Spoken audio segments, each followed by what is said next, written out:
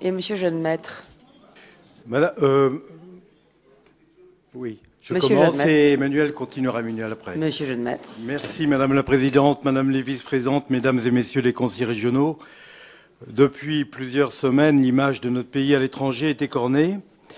Elle est écornée par les violences inadmissibles qui parasitent chaque samedi les démonstrations d'une colère qui est exprimée par une partie de nos concitoyens. Elle est de surcroît écornée par la lèpre terroriste dont nous avions fini par penser qu'elle avait peut-être disparu avec la fin du prétendu État islamique. Je profite de ces quelques mots pour rendre hommage aux forces de l'ordre, sans lesquelles la situation serait bien pire aujourd'hui. Il est encore trop tôt pour le dire, mais les premiers retours des professionnels du tourisme semblent confirmer une baisse sérieuse de la fréquentation touristique dans notre région, alors que notre territoire faisait tomber tous les records ces derniers mois.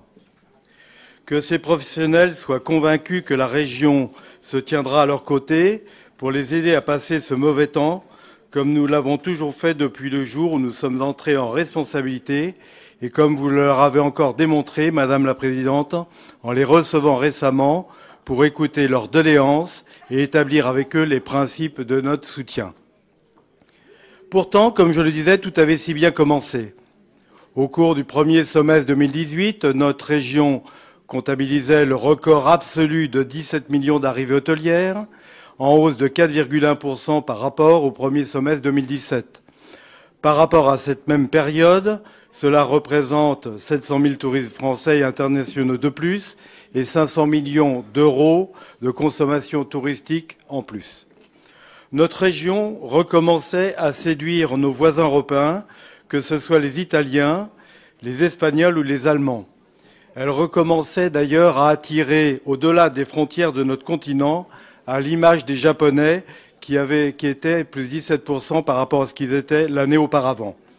Ces excellents résultats validaient la stratégie que nous avons mise en place, inscrite dans le rapport cadre et dans le SRDTL.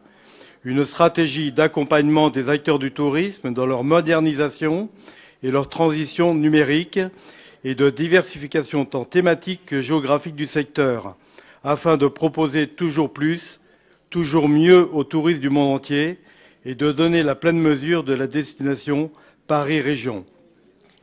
Gageons que tous les efforts déployés depuis plus de 2 ans ne soient pas réduits à néant par ces événements négatifs. Je vous remercie. Merci, Madame